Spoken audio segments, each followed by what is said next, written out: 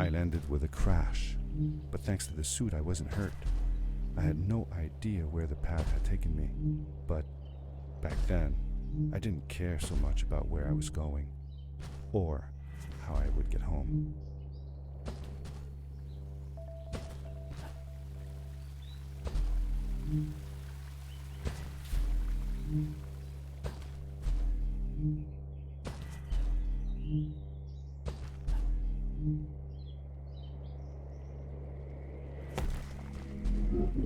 The power core I found activated the suit's grappling device when I picked it up. It must have been left here by my uncle.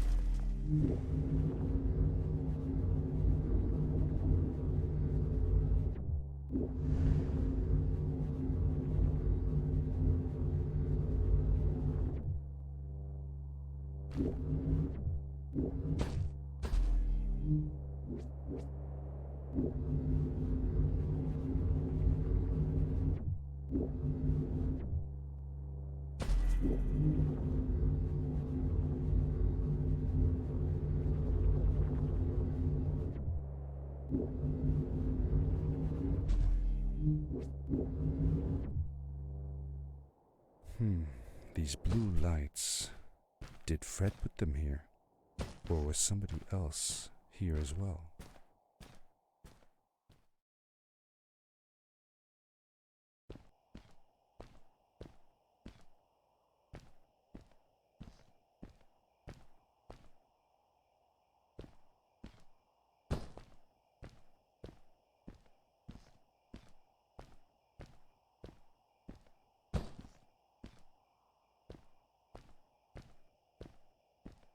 Hello, who are you? You're not from here. Wow, you look just like Fred, but smaller, and with less hair on your face. She knew Fred. I told her that he was my uncle, and that I was looking for him. What's an uncle? I said that I had known him all my life. Really? Me too. I'll help you find him. I'm Madeline. The others call me Mad Maddie sometimes. I don't know why, really, but you can call me Maddie. You've never been to the village, right? Let's meet over there in the square. I'll show you around. I bet you can get there easily with your suit thing. So, I'll see you there. I couldn't believe it. An underground village, inhabited by frog people, or more like salamanders. Either way, they walked like humans, they talked like humans. How was that possible?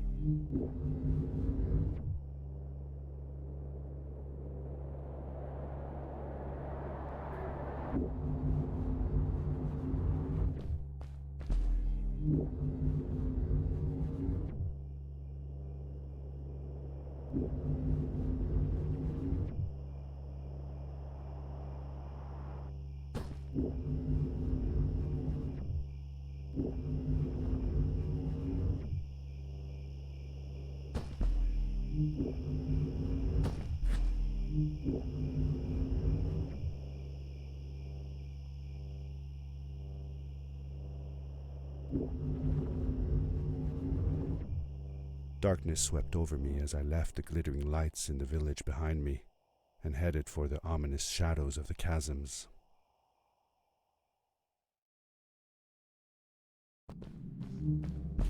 As I entered the chasms, it struck me how much darker it was in there. The shadows were black as ink, and although I tried not to be afraid, I couldn't help but shiver. Was it the darkness that frightened the villagers as well, or was it something else?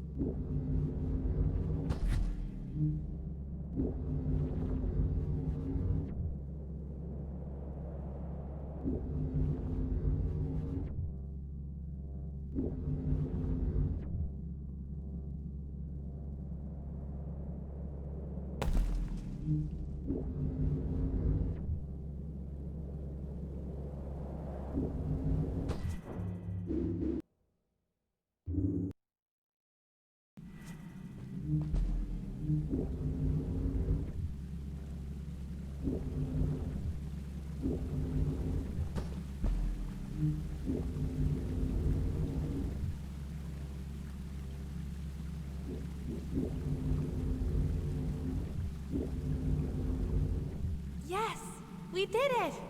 You're awesome. I knew you had it in you. That was close. We had made it through, and I felt like nothing could stand in our way of finding Fred.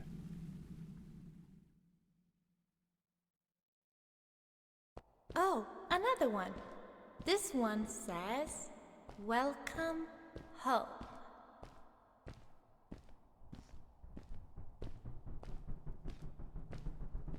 Whoa! This is it!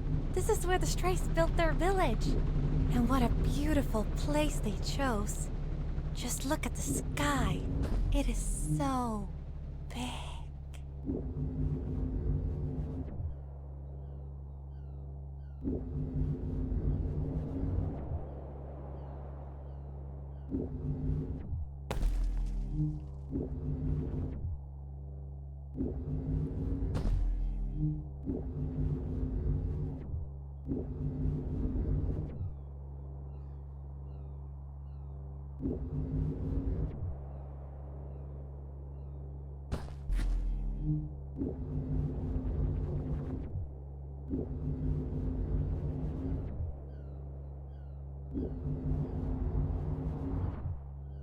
If the legends were true, the Stray civilization was younger than the village.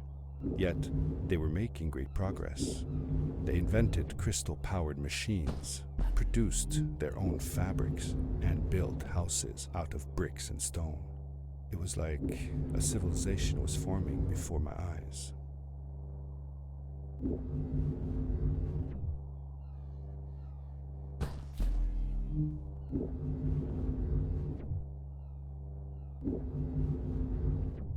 Hey, let's play a game. I bet that you can't get through this part without using the grapple device. Told you you couldn't do it.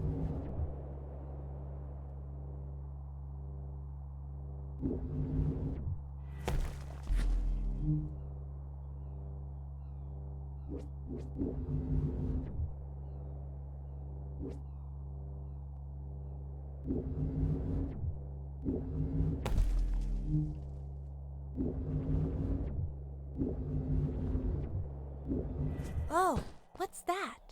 The boots! Look! Couldn't you wear those? With this addition, the suit felt at least 20% cooler. Sweet! Now you gotta try them out.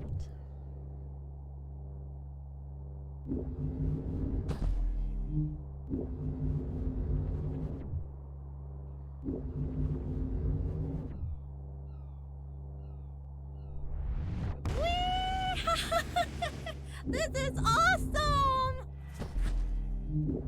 It was awesome.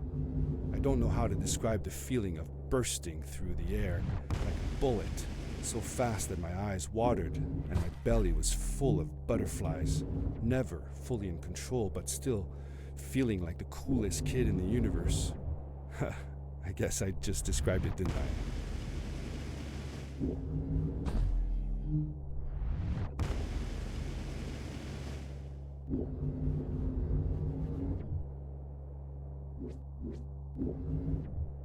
A great, icy mountain loomed before me, and I felt a chill run down my spine.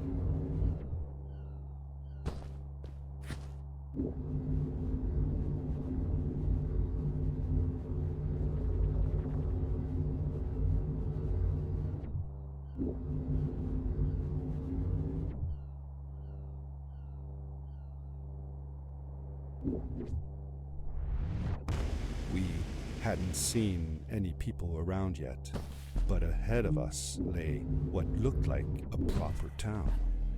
The strays from Maddie's stories. I could imagine how she must have longed to meet them all her life.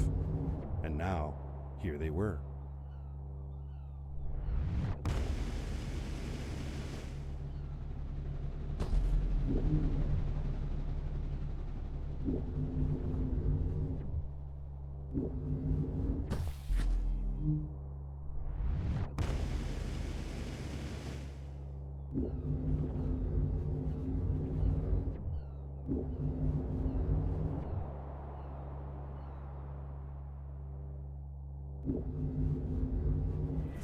Maddie was silent for a while. It seemed like she was thinking hard on something.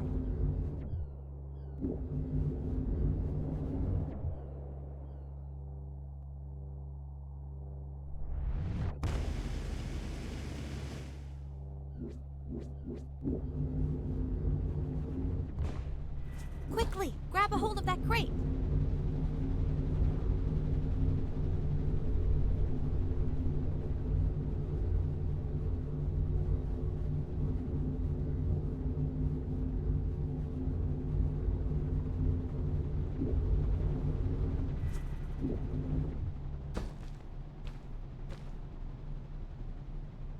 Good day.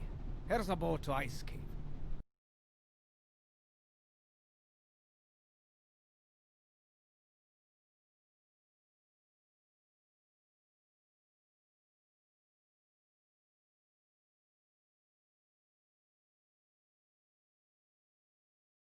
I also want to, well, stay here. Maybe it's strange, but I just feel like these people liked me and accepted me for who I am. Kinda like you. I want to be with you too, and help you find Fred.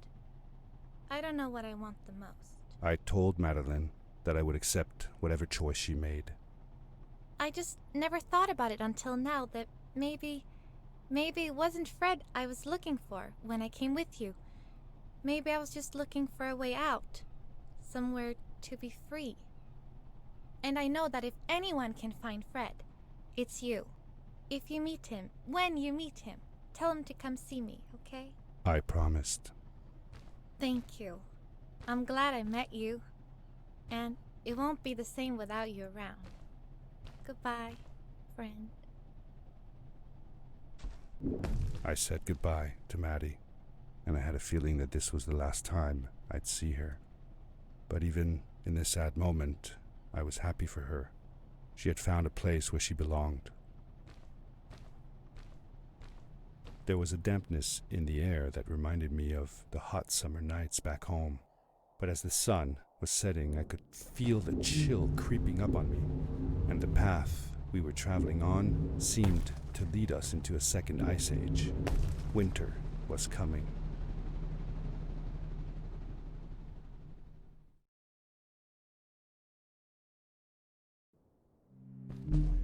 Into the caves again, and now it was just me, alone in these cold, barren halls of ice.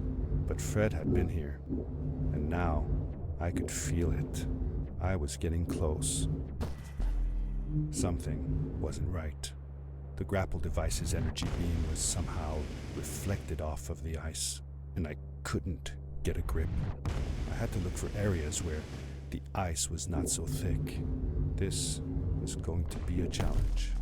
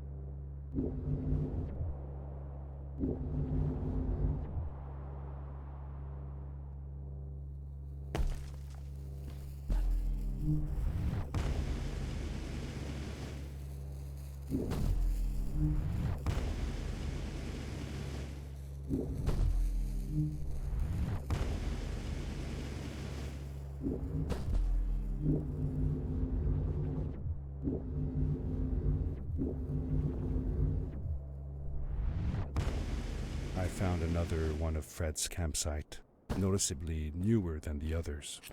The fire was still smoldering, and I could faintly pick up the smell of the aftershave he always used. I was closing in on him. I could feel it. He had left some tools behind that I could use to repair my boots. That should do it. Good as new.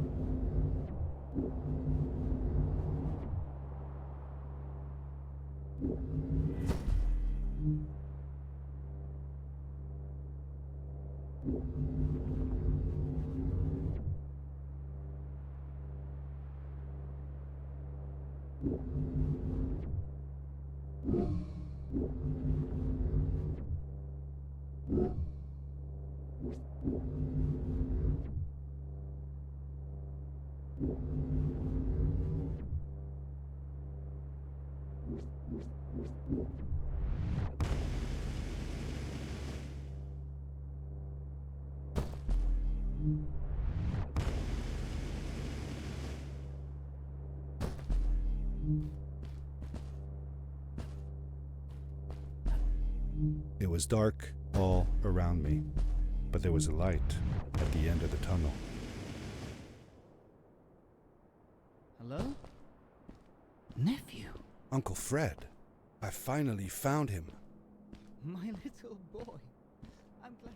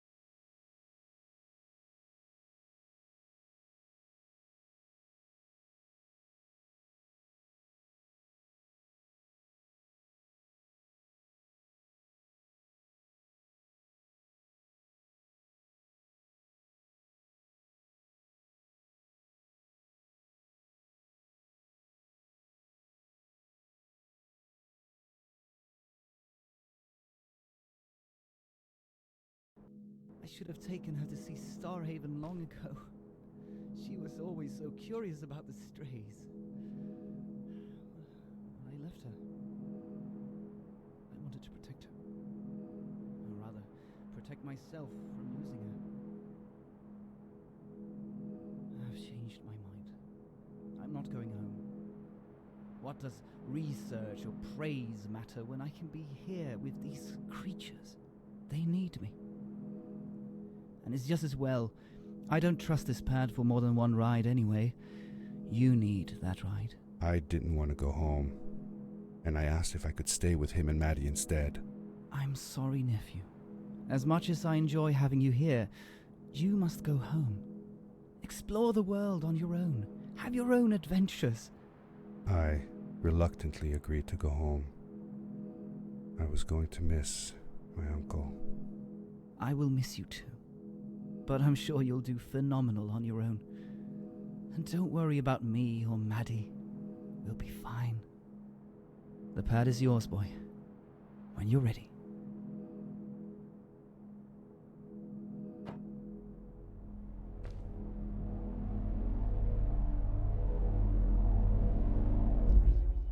Take care, son!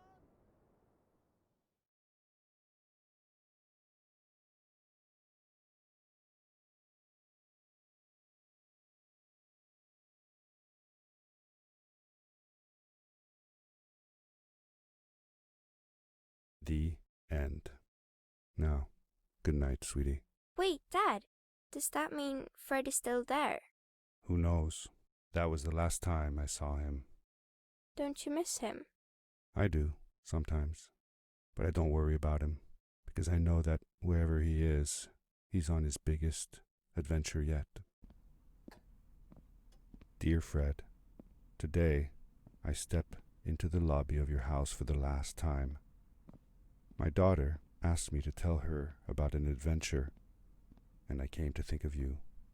Your house looks just like my mother and I left it years ago. After you'd gone, I was sure she was going to throw out all your stuff, but she just cleaned up. We made you a small memorial. For a while, I came here every day, just like I used to. Sometimes I could even faintly hear your voice, calling from the observatory, asking me to get you this tool or that. I never told my mother about that day.